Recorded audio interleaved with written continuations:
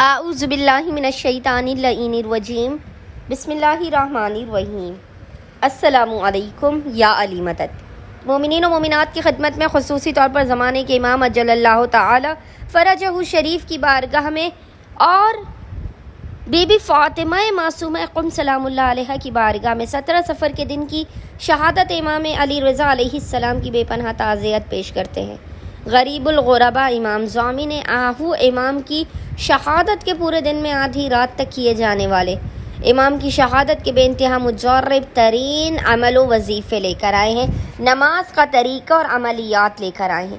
بس مومنین و مومنات نے کرنا یہ ہے کہ آج پورے دن میں آدھی رات تک جب بھی آپ کو فرصت کے لمحات ملے، آپ نے سب سے پہلے باوضو ہونا ہے۔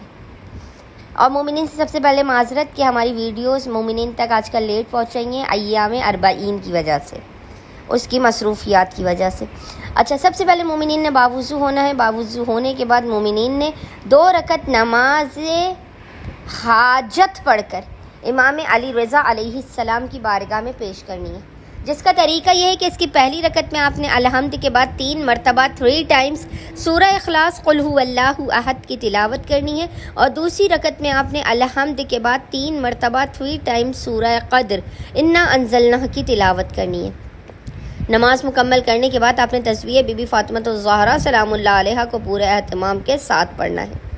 پھر آپ نے مصلی ہی پر بیٹھ کر بنا کسی سے کلام کیے 3 مرتبہ 3 ٹائمز سورہ الحمد، 3 مرتبہ سورہ اخلاص، 3 مرتبہ سورہ قدر انا انزلنا، 3 مرتبہ سورہ کوثر انا اعطیناک الکوثر کی، اور آخر میں 14 مرتبہ آیت الکرسی کی ہم فیہا خالدون تک تلاوت کرنی ہے۔ اس کے بعد آپ نے امام علی رضا علیہ السلام کی زیارت کو پڑھنا ہے۔ آپ چاہیں تو زیارت کو بھی پڑھ سکتے ہیں، جسے ہر مجلس کے بعد پڑھا جاتا ہے السلام علیکہ یا غریب الغربا والی زیارت۔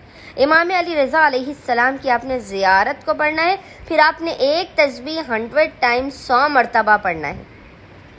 یا اللہ یا سریع الرضا اغثنی بحق امام علی ابن موسیٰ الرضا علیہ السلام۔ آپ نے ایک تسبیح 100 ٹائم 100 مرتبہ اس ذکر کو پڑھنا ہے۔ اس کے بعد روتے ہوئے امام علی رضا علیہ السلام کے مصائب کو یاد کرتے ہوئے، امام کی غربت و غریبی پر اشکبار ہوتے ہوئے، بی بی فاطمہ معصومہ قم کو، امام کی ہمشیرہ کو، امام کی خواہر کو ان کی شہادت کی تعزیت و پرسہ پیش کرنا ہے۔ اور پھر آپ نے پیشانی کو سجدہ پر رکھنا ہے اور ایک تسبیح 100 ٹائم 100 مرتبہ پڑھنا ہے۔ یا اللہ یا رؤوف، یا اللہ یا رؤوف، یا اللہ یا رؤوف۔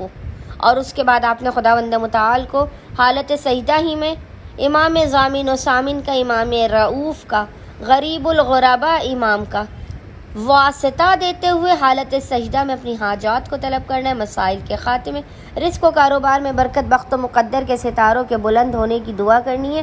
انشاءاللہ تعالی خداوند متعال امام ضامن و سامن کے حق کے صدقے میں آپ مومنین کی خالی جھولیوں کو بھر کے آپ کو لازماً بامراد کر دے گا۔ اللہم صلی علی محمد و آل محمد وعجل فرجہم اجمعین۔